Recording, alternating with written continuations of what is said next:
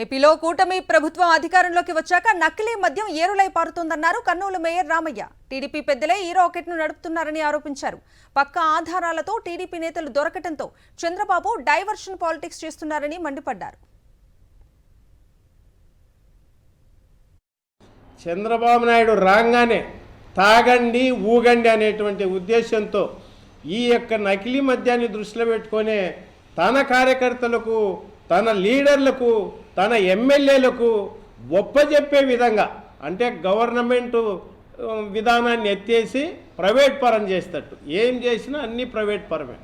ఇవాళ కూడా ఒక తిట్టున ఇంత రాకెట్ బయట పడితే రాష్ట్రం నలుమూలల నుంచి కూడా చంద్రబాబు నాయుడు గారు దీన్ని కూడా ఏదో రకంగా వైసీపీ పైకి నెట్టాలా అంటే ఎంత దుర్మార్గం అండి. ఇంత దుర్మార్గమైనటువంటి పరిపాలన బహుశా దేశంలో ఎక్కడ ఉండిండదేమో.